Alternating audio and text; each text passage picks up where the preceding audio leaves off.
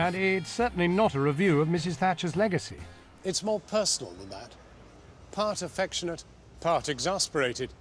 This is my own recollection of intersecting with the most powerful woman most of us had ever known.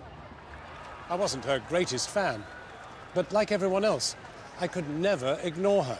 Her achievement, her sex, her manner, her method. If she ever noticed me, I'm not sure that she liked me. Her husband referred to me as that pinko. But from the election trail to Europe, from Washington to Casablanca, she dominated my reporting life and the lives of everyone who lived through her reign.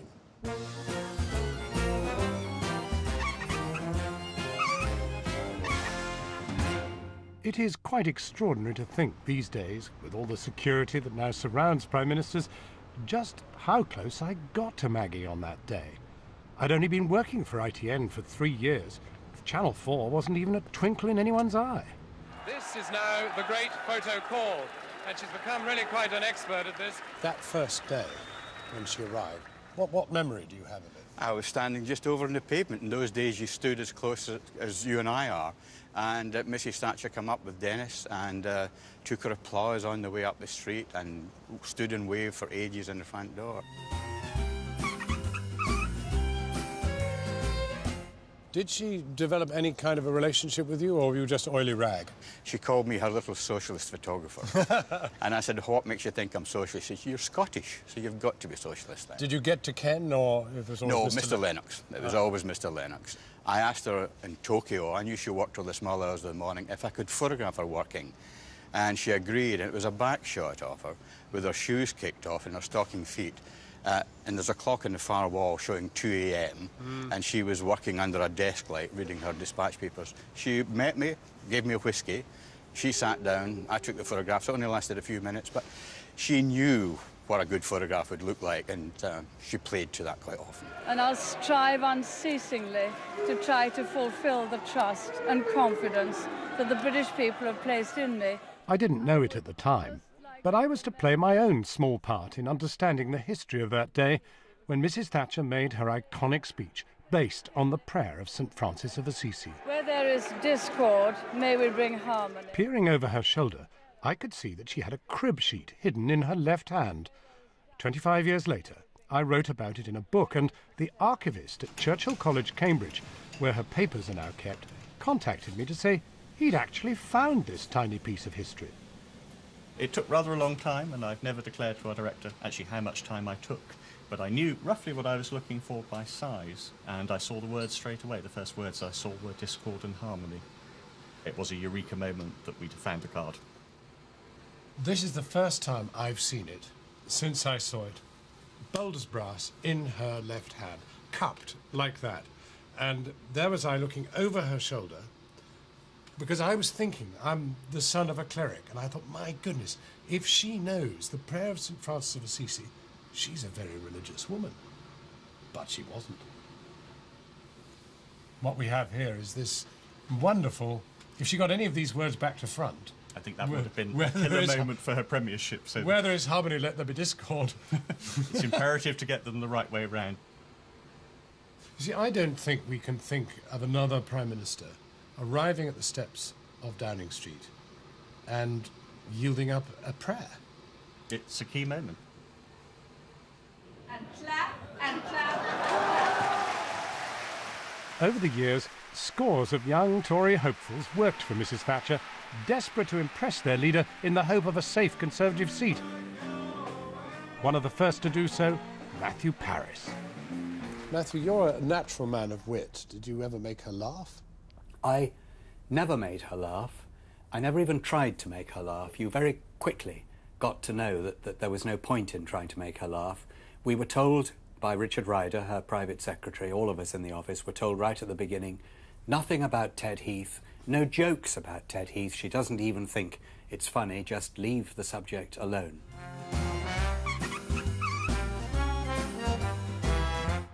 Did you like her? I did like her. And I can't say why, because one couldn't say that one loved her, one couldn't say that one felt warmly towards her, except that, yes, I did feel warmly towards her. I don't think she felt warmly towards me or towards many people apart from Dennis, but it was born of admiration. Was it completely for real? Did the iron ever crack? One of the reasons I liked and admired her was that I could sense that underneath she was just as scared as anybody else would be, but she wasn't letting it show.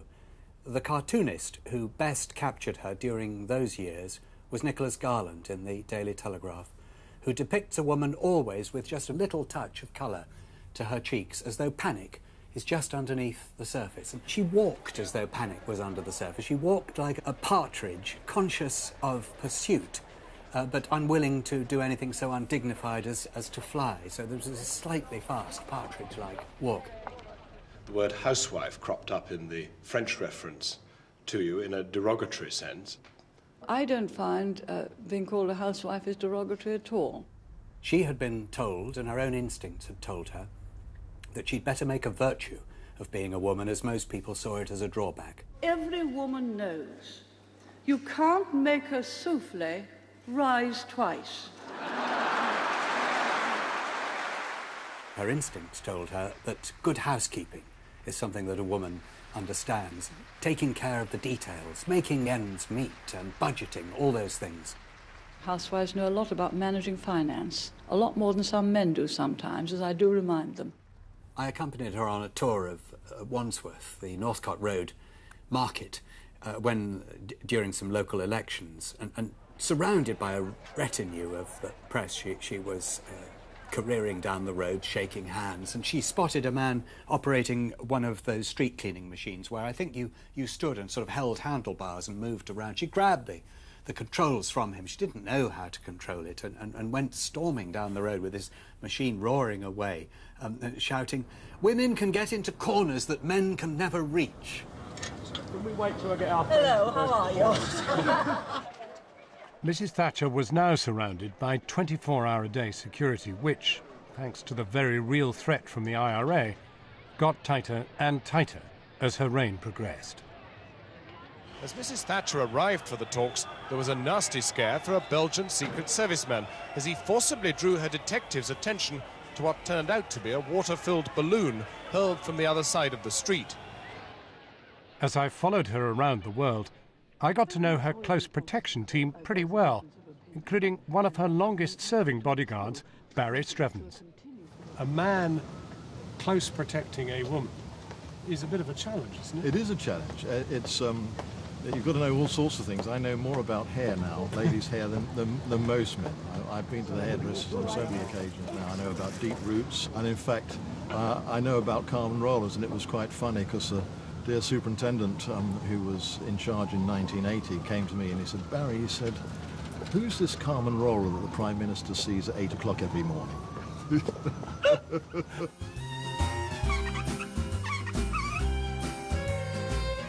Prime Minister, are you going to get an agreement? Did she treat you as a servant or an equal, or how did it work? Well, to me it was more like a sort of mother and son. I felt part of family because I had the advantage of being with her in opposition days. In those days she used to cook for us, we used to sit in the kitchen, we used to have steak and kidney pie or beef goulash or whatever. Did she ever exasperate you? She hated to be late for anything. If it was the Royals, for instance, we used to hang up somewhere close to Windsor Castle, and sometimes we would leave early in case she missed the flight. It used to drive me absolutely crazy. That was almost an obsession. Yeah, and that worried me. But if I was ever worried about security, she'd listen to what I said, which was good. She obeyed you? Oh yeah, she did. You must have been one of the few. You and DT must have been the only people she ever obeyed. So when you were in the car for all these hours, what did you talk about? Well, that depended. I would never talk unless I was asked to find out whether she wanted to talk. The usual thing was, would you like a peppermint? We always had peppermints. We offered her peppermint back. And then she could either respond or she would just say thank you and then carry on. Dennis, did you have to look after his needs? Well, yes, we certainly looked after Sir Dennis as best we could, particularly in the Middle East receptions. It was always very tricky for him because he wanted his special water, which he would come up to me and say, "Oh, Barry, can you get me my special water?" So I knew exactly what that was, and it wasn't water. This government will not weaken. As Britain's first woman Prime Minister, Maggie didn't just revolutionise politics at home, she wrought havoc in the, until then, male-dominated world of global politics too. You nearly get agreement in the Agriculture Ministry, and woomph, France says no. Well, I was asked by Premier Deng Xiaoping in the Great Hall of the People if Mrs. Thatcher was really a man. And I said, no, she's not, but she's as good as any man that we've got in the country. It wasn't just the Chinese. The Japanese found her tough too. Everybody knows she's an Iron Lady, but now the Japanese people has realized that he's stronger than Iron Lady, maybe a reinforced steel lady. It was actually a Russian journalist who first coined that famous phrase about Maggie, the Iron Lady. It came to symbolize her unwavering opposition to things she thought were wrong. Communism, the power of the unions, reporters like me, and of course, Europe. In 1986, I reported on one of Mrs. Thatcher's most iconic photo opportunities. It had been arranged that she and Helmut Kohl, Germany's Chancellor at the time, and one of her biggest opponents in Europe, should visit a firing range in Germany. Mrs. Thatcher hit her button first, and the target. Would the German leader match her? Fortunately, yes.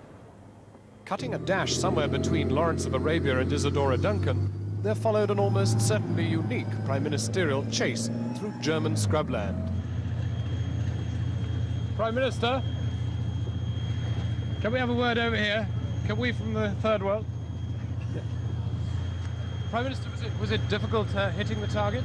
I was very relieved when we hit the target. It would have been terrible if we hadn't in front of all of you, wouldn't it? Were you equally relieved that the Chancellor hit his target? I was very pleased we both hit the target. Well, you just never, as a reporter in those days, ever interviewed a woman. Not of any power, anyway. Would you like to fire your questions? It gets more exciting when you do. The whole process was something completely different. For a start, she'd be in a skirt with stockings. Prime Minister and it was a very intimidating experience. She would cross and uncross her legs, and you'd hear the sort of slight shriek of what then must have been some kind of newfangled lycra. I'm really not quite sure what it was. But she was always Prime Minister and always a woman. You never lost sight of either. You know, you're quite lucky. Smile. One person who observed her more closely than almost anyone else is the man who voiced her spitting image puppet and impersonated her for over 30 years. Please, sir. Thank you. Geoffrey, this is a French one.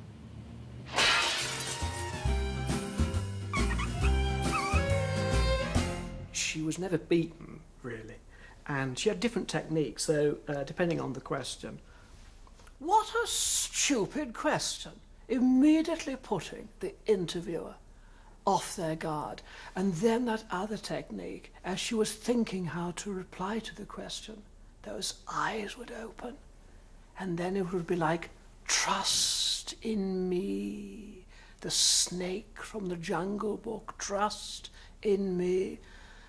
And of course the pauses looked as if, goodness me, she was going to make a very, very sincere point. She was probably just thinking of the next thing to say, but nevertheless that was there. But the most creepy perhaps was when she got a little flirty. Goodness me, Mr. Snow, you're looking very, very good. I rather like that tie. It's a shame you don't wear blue ties more often than those rather silly pink ones. Jon Snow, ITN, Washington, Tokyo, Toronto, Madrid, Copenhagen, Georgia, Brussels, Antarctica. Tomorrow it's sightseeing, church-going, a walkabout in Moscow and a visit to the Bolshoi Ballet. I was a diplomatic correspondent and I used to have to interview her late at night at European summits. She never wanted to stay an extra night in Europe if she could avoid it. So the plane would be on the tarmac, it would be 2 in the morning, the summit would have ended, and you'd go in and she'd be there relaxing with a little glass of whiskey. Bernard would be just behind her. And she'd say, "Oh, John, how lovely to see you." And you think, my goodness, she knows my name. And then you realized Bernard had probably just whispered in her ear, Jon Snow, Prime Minister. Frightful bastard. Does Concord run We on still Sunday? have no, It unfortunately. doesn't We run on couldn't get Sunday. from here in time to connect with Oh, Concord. I am Otherwise, so it would have been perfect. sorry. I am so sorry. Well, And then, bang, the camera would roll, and everything changed. Prime Minister, here we are, alone in Europe again, one against the 12. Is this really a way to conduct diplomacy in Europe? What a perfectly stupid question, she would say. And you'd sort of slap the back of your hand and think, you stupid boy, what have you got wrong? But by then, of course, I was on the floor and she was kicking me all over the room. Prime Minister, the Soviets, in propaganda terms, are they not stealing a march on NATO? I hope they're not stealing a march on the West.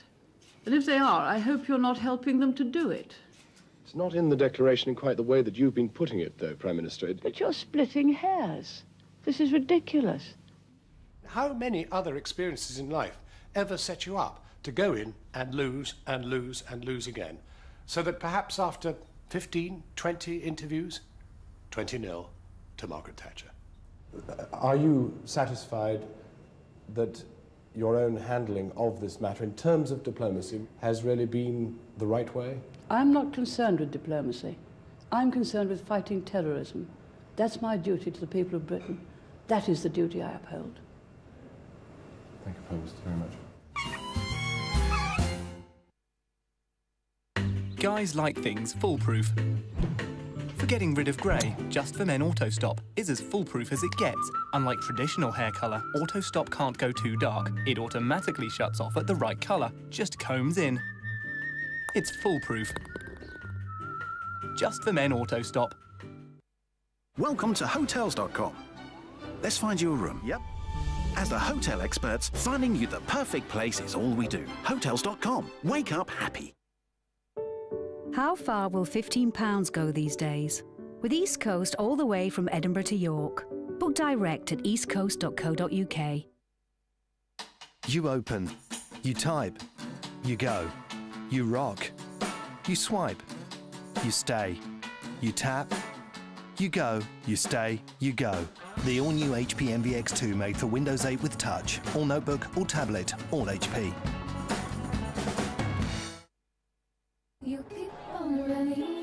Around the world, millions of people are switching to Nokia Lumia. Taking stunning photos, whatever the light. Charging up without plugging in. And using Nokia City Lens to reveal just what they'd been missing. It's time to switch.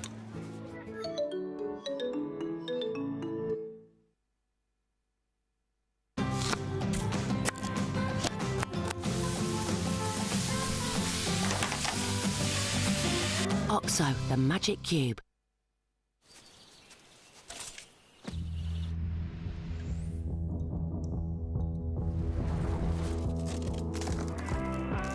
Volvic Juiced.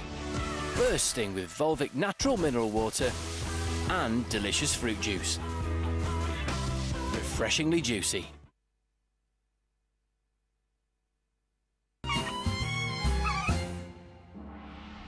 My own one-to-one experiences with Maggie made me think about what life must be like in the cabinet. Because like all the men who sat around the cabinet table, I'd been to a public school, and the only woman any of us had ever known in authority was Matron. And now, suddenly, it was as if Matron was running the country. And one sensed that perhaps she looked at these men. I say, Kenneth, have you washed behind your ears? Geoffrey, those fingernails. Of course, she never said these things, but that was the look you got. And it must have been very difficult as a man to sort of get over that and then deal with the Prime Minister, having not dealt with the woman. The more we got to know Maggie, the clearer it became to us as reporters that she was very particular about her men. I think I could almost describe physically the sort of man who would she be likely to get on with. He would be tall, conventionally handsome in a slightly 1950s film sort of way, well-dressed, formally dressed, polite, charming, perhaps somewhat military, and sort of gentlemanly.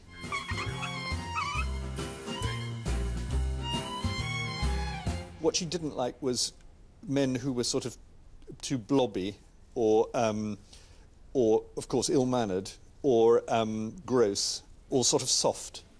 And so she would like Ronald Reagan, Keith Joseph, Gorbachev, and actually, against her better judgment, Mitterrand, because Mitterrand, as she would say, knew how to treat a woman as a woman. But not, for example, Geoffrey Howe, who would come into the too blobby category, or Helmut Kohl, who come into the very blobby category.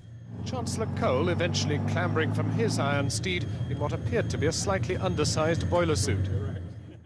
It's a Gilbertian situation, but there you are. I never did understand men. Now, where are we? One just sensed that there were men who did slightly turn her on. And she had a habit which a man finds thrillingly disconcerting, of standing always just a little bit closer to you than you felt comfortable with. Not exactly invading your personal space, but just nudging your personal space and looking at you a little more intently than you would expect. Lady Thatcher is a hugely attractive lady, always beautifully turned out, great posture, and I actually found her warm and incredibly nice, which helped a lot in this commission to paint her portrait. Oh, Maggie and Me. Maggie is the only 20th century Prime Minister whose painting is on permanent display in Downing Street, and this painting wasn't commissioned by any of her Tory successors, but by former Labour Prime Minister Gordon Brown. Well, there are certain aspects of Lady Thatcher's appearance that are a given that I had to capture. The hair, for example, with that great golden bouffant style that she had. Also the strength of personality in her eyes, perhaps that sort of steeliness that was there. Here I was expecting to meet and paint the portrait of a leader, and it is definitely the commanding gaze that she has that I felt was important to capture. And of course the famous Marilyn Monroe lips, of course. Richard Stone is now on his 6th commissioned portrait of Maggie. There is a delicious femininity about her. Her whole public package is a very lovely thing to look at. It has that sort of magic about it where you can sort of feel yourself going a little weak at the knees. But with women, it was a different story completely. In all her years at the top, Maggie only promoted one woman to a senior cabinet post. So when it came to the Queen, well, I mean, we reporters just presumed they didn't get on. In public, she presented a picture of traditional deference. But we always wondered what really happened in private. I think one of the most difficult things that would arise would be the stay at Balmoral every year, because when that happens, quite a lot of meals, in order to create greater informality, and Queen and Prince Philip enjoy it, I think, go off to some sort of hut in different parts of the estate. And when these meals take place, it's part of the Queen's privilege, as she sees it, because obviously she doesn't do it often, to do the washing up. And Mrs. Thatcher also loves washing up. So what you get is the Prime Minister jumping up and trying to assist, grab the drying cloth, and unable just to sit there. And of course, this was very irritating to the Queen. And so you have an absurd tension, which could never have arisen if the Prime Minister had been male. When Matthew Parris finally decided he wanted to leave the House of Commons, he went to discuss his future with Mrs. Thatcher and also to explain a rather more personal matter. As she got up and made us to end the conversation, I said there was one thing I meant to say, and she said, "Oh, I'm so sorry. I've just been talking all the time, haven't I? Haven't left you the opportunity to say anything. What was it, Matthew?" And I said, "Well, I am actually homosexual, Mrs. Thatcher, and actually a lot of other Conservative MPs are too, and lots of people who vote for you are. And I think as a party, we really ought to show a slightly more accepting face to men and women who are gay." There was a long pause, and my hand was like that. Hers came out onto my wrist like that, and she said, "You must have found that very difficult to say." And that was that. That was the end of the conversation. She meant it kindly. But that shows extraordinary sensitivity. Perhaps she admired courage. It's the warrior It's the warrior that I think she admired. And her private secretary, as I left, Michael Allison, said to me, "Oh, you've said lots of Conservative MPs are gay. Could you give me the names?" He said. I didn't. Prime Minister, but it isn't. Prime Minister, isn't the Prime Minister. Phil. Thank you, Prime Minister, very much. As a reporter following Maggie around the world, it always seemed to me that she was not a person who really had friends as such. Cabinet colleagues, press secretaries, civil servants, yes. Prime Minister, a harmonious meeting ahead? I think so. Other than her husband Dennis, DT, there appeared to be very few close friends outside politics. But there was one person who stayed at her side throughout her time in high office and became a really close confidant. Cynthia Crawford. Crawfy. We're really great chums. We really are, and we talk about everything, and I've seen her under all circumstances. You know, I've seen her with stress, I've seen her being very happy, and I've seen her being sort of slightly mischievous. We saw her as the Iron Lady, but was she so iron in private? Oh, she loved being called the Iron Lady. She said, "Oh, would you lay a tray, please, for 2 people? I've got a visitor." And I said, "Yes, tea, coffee, you know, what would you like?" She said, "Well, I don't really know." She said, "Better lay," she said, "for everything, you know, put plenty in, some water, everything." I said, "Right." She said, "Oh, by the way," she said, "it's Ronald Reagan." She said, "He's coming to tell me that he hopes to be the President of the United States. I'm going to tell him that I'm going to be the Prime Minister of Great Britain." You said that she could be mischievous. She could be mischievous. I remember we were in Nigeria and we went out to dinner. It was in a sort of wooden hut, but beautifully laid out, everything superb. Men only. There was a table for the Prime Minister and me. And the lights were dimmed, and the waiters came in with trays up here, and on every tray there was a lamb with 4 legs in the air, and all wonderful rice and everything around it. And they put one tray in front of the Prime Minister and me, and then they put the other trays all round the room. And she looked at me, and I looked at her, and we didn't speak. And then everybody had been served, and she looked at me again, and I looked at her, and she said, "You carve, dear." Now, questions. Then, will you choose them? Would you have a whiskey with her sometimes? Yes. In fact, during the Falklands War, when we sat up a lot and Dennis was dispatched to another bedroom because she was up half the night and taking phone calls, I used to quite enjoy a gin and tonic. And she said to me, "Crawfy, dear," and you know, you've got the look. And she said, "Crawfy, dear, you can't drink gin and tonic in the middle of the night. You've got to have a whiskey and soda because it will give you energy." I've got a dry throat. Let me just have a drink. It is water, I assure you. Another interesting thing was we used to be sitting up in her bedroom, you know, 2 or 3 o'clock. The heating used to go off at Downing Street about 11, and it would get colder and colder, and there was just 2 little electric bars to keep us warm. But she never went to bed during those 3 months. She never got into bed. Now, what else do you want me to do? For many of her supporters, the Falklands War was Maggie's finest hour. Despite all the misgivings of her male military commanders, she insisted on sending the task force. It ruins one's hair to do that. While she was winning the war, I was marooned in southern Chile and the frozen wastes of Antarctica, struggling to cover the war from a distance. As yet, there has been no need to fortify the Antarctic bases. Jon Snow, News at 10, Antarctica. At the time, I knew full well I was missing one of the biggest stories of my career. For the Iron Lady, it was, of course, a triumph that arguably won her a second term in office.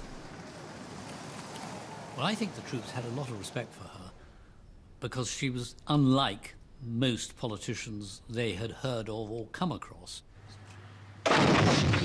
She was certainly unlike any politician I'd come across, in that she was totally fearless. I think it went off, didn't it?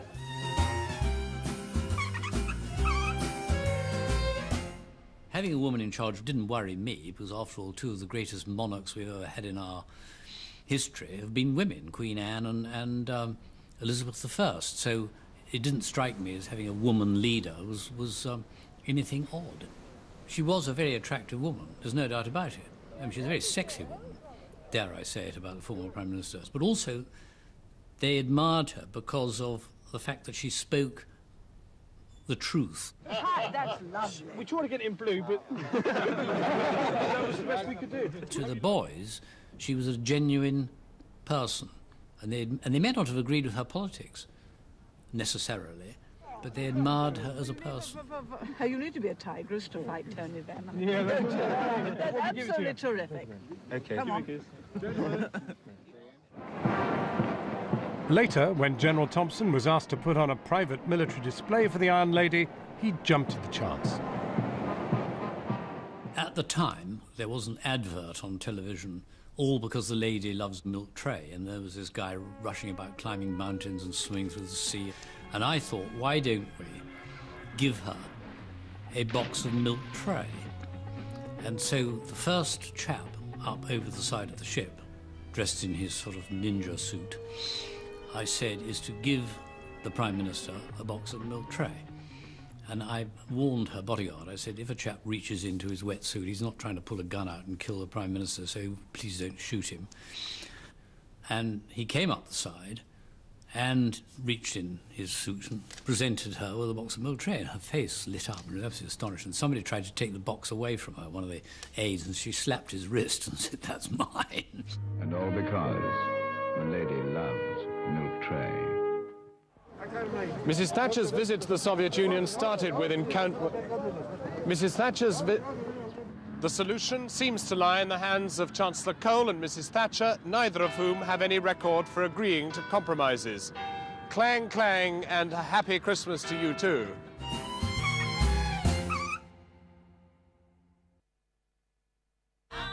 Introducing a match made in skin heaven. New Venus and Olay. Olay moisture bars help lock in moisture, while 5 blades get Venus close. Revealing smooth, renewing beauty. And goddess skin begins, only from Venus and Olay. What if you could finally love your fine hair? Now you can. All new luxurious volume from John Frieda. It works by adding grip and texture to fine, slippery hair, so hair feels fuller, but not full of product. Luxurious volume from John Frieda. Expect perfect.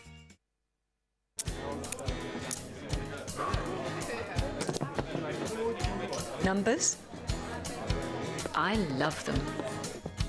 Love this little number, and this little number, and this one. In fact, there's only one number I couldn't care less about. Isme gets me.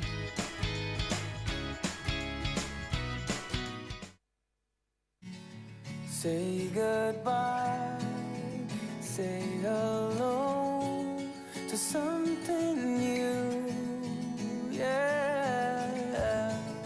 Sail away with me. All abroad with DFDS Seaways. Cruise your car from Newcastle to Europe and enjoy 10% off ferry crossings from just £63 per person one way. Book yours now at dfds.co.uk. I have had some good dates so far. It's a real exciting buzz that you get in your stomach. Review your matches free at eharmony.co.uk. Patsy and Penny on losing weight with Weight Watchers. Penny! Pat! Hello! Look at you, you look so well. You look better every time I see you. Well, thank you. 2 dress sizes down now. You must feel great, right? I do. How about you? I feel comfortable in my own skin. The thing about Weight Watchers is it's not rocket science. I can sit down with my kids and we can both eat the same thing. Nothing is off limits. I haven't felt this good since I was 30. I've thrown all my big clothes out. Join for free today. He walked into my life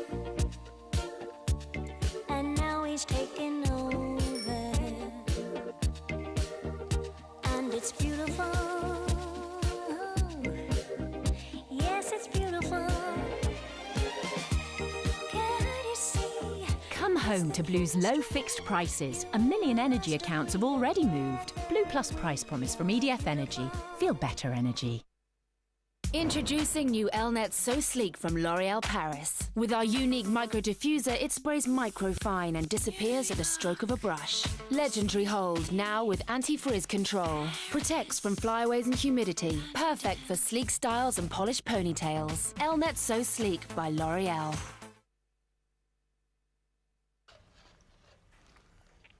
I like this one. It's got a bit of fruit on the side. And I like this one. It's a long time since I had a bit on the side.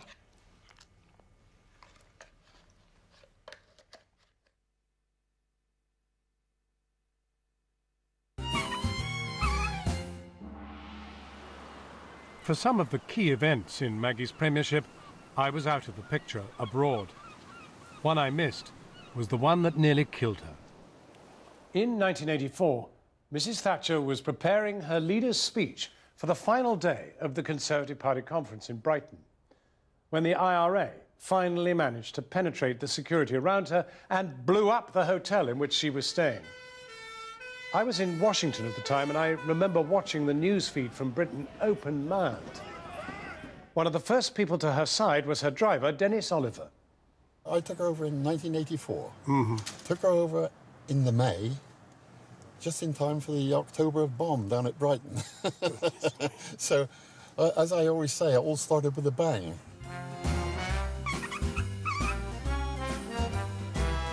Where were you when the bomb went off? I was on the 5th floor and I was getting ready to go to bed. Experts believe the bomb was planted on the 5th floor. The explosion caused 3 floors to collapse. The minute the bomb went off, I rushed downstairs to see if I had anyone to drive. I mean, and when I came out of my room, I'm looking straight out over the sea. The front wall has gone completely from the top. So I ran down the stairs, went into her room. I said, "You're okay, Prudence?" And she said, I don't know why this has never happened before. That was her very words. And then Dennis Thatcher comes out in his striped pajamas. And he said, "What's happened? You know, we can hardly see each other for dust." Firemen rushed into the building to search for the more seriously hurt. She was not fazed, shocked, in tears? No, cool, calm and collected. Always kept her cool. That was one thing with Margaret Thatcher. She never, ever, I've never seen that woman panic, ever. Here's a Prime Minister who's almost been blown up. So what do you do? There's nowhere to get out. You know, we tried the front door, and of course that was all blocked up with rubble. All the rubble that came down.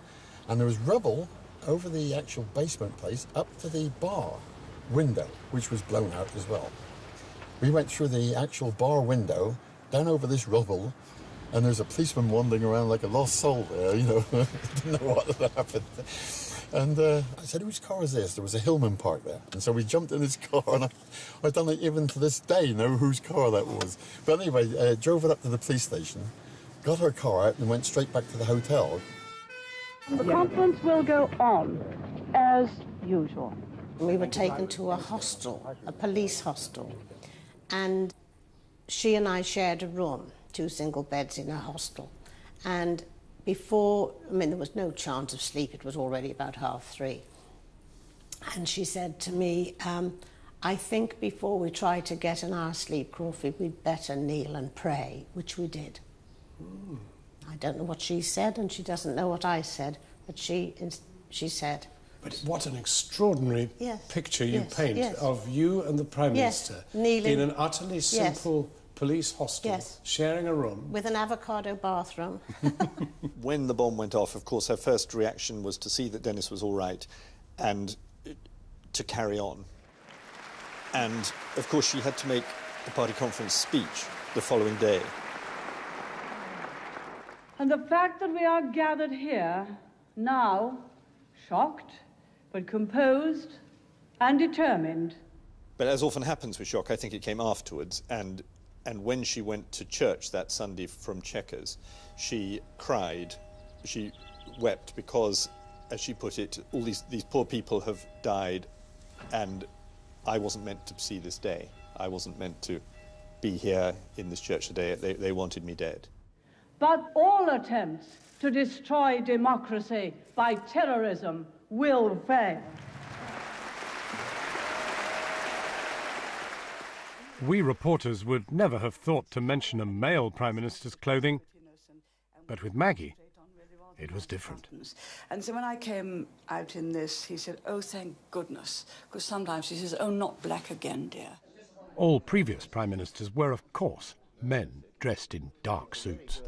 It's not my job to be a fashion leader, but it is my job not to be obviously out of fashion or obviously wrongly dressed, and I must never be mutton dressed as lamb. I always remember saying to her, "Well, that's finished with stripes and spots then." She said, "What do you mean, dear?" I said, "Well, you can't wear spots and you can't wear stripes on television." And she said, "Well, Miss Bossy Boots," she said, "OK." She said, "I got the message, no stripes, no spots. So what are we going to wear?" It was 1987 that I think we reporters noticed a real change in her clothes. Suddenly she was power dressing, and I saw it best in Tbilisi in Georgia, then in the Soviet Union. She was landing from Moscow, and there she was coming down the steps in this vivid cobalt blue coat, matching the paintwork of the plane behind her, and down to this red carpet. And suddenly, red Russia was spattered with Maggie blue. One of the people who masterminded Maggie's transformation into a 20th century fashion icon was Margaret King. Oh, that's when Reagan said she looked smashing. Yes. Mrs. Thatcher arrived clad in an almost Soviet fur hat, the welcome ceremonial Russian infantry marching past as she was met by Soviet Prime Minister Ryzhkov. I mean, here she was going to this red Russia before the Soviet Union had collapsed, but the end of the Cold War was still very much in play. Did you want to make a certain kind of impact or simply present her as a brilliant-looking woman? Well, she was our Prime Minister, and I know travelling in the fashion world around the countries and in France, they were quite derogatory of how she had looked, thinking she was quite probably not dressing as they would like to see her. So for her to appear like that and suddenly everyone taking notice made a huge, huge difference. And my goodness, the French ate the words after that. They said the visit would be about pictures. There was no disappointment in the Thatcher camp about the opening series. The wardrobe traffic indicated something of the scale of things to come, a new hat and a mass of passports for the all-important photographers and journalists who will glimpse it. With the Russian trip, I got these 4 coats made. I got Philip Somerville to do that great big fox hat, and I'd seen some wonderful bijou jewellery in Italy, and I sent for this huge big brooch which she wore. And it made her... You had to do more than that. You had to tell her how to descend the aircraft steps. Well, if you watched her, she was always in such a hurry to do the correct thing and get there on time. She scuttled about like a hen. She was slightly stooped. No, well, John, we won't say that. And through it all, 2 choirs of seminarians intoned their canticles. Do you think Russia was the watershed? That was the moment that she really established herself, both in dress and power? Oh, yes, because after that she was in the 6 best-dressed lists. Time and time again, she was in the American best-dressed list, and once she was quoted as being in the 50 best-dressed women of all time. No, we haven't got any here. Do you see the duck? For journalists like me, it was easy to forget that Maggie was, of course, also a wife, a mother, and more. We have become a grandmother of a grandson called Michael. I first met Lady Thatcher when I was 11 because my father had invited her to the house because they had become friends. I mean, she adored it whenever my father said, "Oh, Margaret, that's a beautiful dress you're wearing. It really sets off your eyes, and you have the best legs I've ever seen," which infuriated my mother. He used to kick him under the table after he'd said it for the 10th time. For most young people I talked to, Maggie actually had a rather scary reputation. In fact, when as Minister of Education in 1970, she ended universal free milk, she was given the nickname Thatcher the Milk Snatcher. A little girl presented the Prime Minister with a posy. A still smaller girl wanted to take it back off her. You'd like them, would you?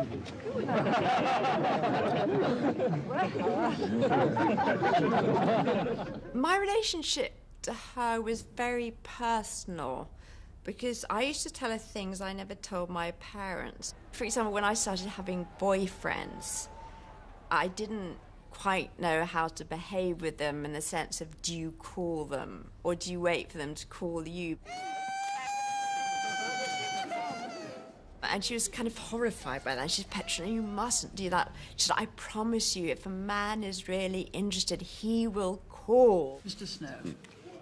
Prime Minister, I'm wondering whether the messages the morning after from erstwhile cabinet colleagues weaken the prospects that you will be around to see that vision fulfilled. I congratulate you on the ingenuity of your question. I shall give you the standard answer, which I'm sure you would expect. The last time I questioned Margaret Thatcher directly was after a summit in Germany with Helmut Kohl. The knives were out for her at home, and I asked her about the internecine warfare inside her own party. This time, she put me down rather gently, as if she knew it was our last direct engagement. I suggest that is sufficient meat for you to do a very good report. Thank you for your question. I must confess, I always thought Maggie would go on forever.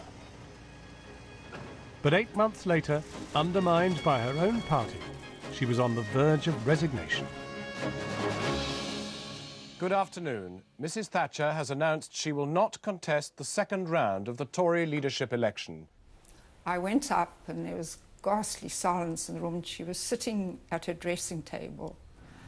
And eventually I said, it's a funny old world. And she waited for a while, nothing more. And she turned round and she said, Margaret, what do you mean by a funny old world?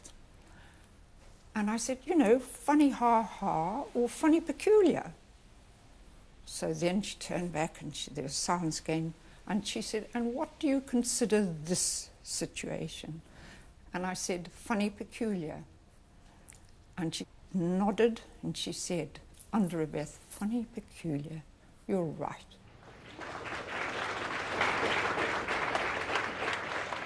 On the 28th of November 1990, after winning 3 elections as Prime Minister, the unthinkable happened. Maggie was on her way out. Ladies and gentlemen, we're leaving Downing Street for the last time after 11 and a half wonderful years. She was very emotional before she went out through that door. And in fact, because the staff at number 10 had lined up to see her out through the front door, which they do with every Prime Minister, and then they line up again to see the new one in. But I moved forward. She was with Dennis and Mark and Bernard Ingham, her press man. And I moved forward because a bit of mascara had come down here, a tear. She had had a little weep that morning, yes. It's been a tremendous privilege to serve this country as Prime Minister. Wonderfully happy years, and I'm immensely grateful to the staff who've supported me so well. She did her speech faultlessly on the front step, just outside the door. Thank you very much. Goodbye. But the girls from the press office were standing in the window, weeping, handkerchiefs at their faces. And she looked up, and I saw her shoulders go when she saw the girls crying. I thought, oh my God, it's affected her. But at the last minute, before she moved off, she just leaned forward and looked into the street, biting her lip, and I could see that she was in tears. I got one shot before the car disappeared, one frame. You got that moment when she cracked. Later, Ken agreed his photograph of Maggie in tears could be used as a back cover for her memoirs. But when the book was published, the photo wasn't there. A little while later, I was at a reception when Mrs. Thatcher spotted me right away and said, how are you, how's your family, Mr. Lennox, etc. And I said, oh, I was disappointed they didn't use the photograph in the back page, the jacket of your memoirs. And she said, which picture, Mr. Lennox? I said, the one of you leaving Downing Street after you're rather rudely booted out. And she said, over my dead body, Mr. Lennox. That's approximately 3 minutes. You? Oh, it's sticking out the side. OK, you can take the brolly now. All right. OK, all right, just down to this package. I seem now to have... You getting programmed still? I'm not getting any program now. After this had happened, and she was writing her memoirs, I met her one day and I said, you know, how are they getting on? What are you going to call them? And she said, undefeated. So we've obviously changed a few things tonight. Channel 4 Dispatches Immigration Undercover can now be seen next Monday at 8 o'clock.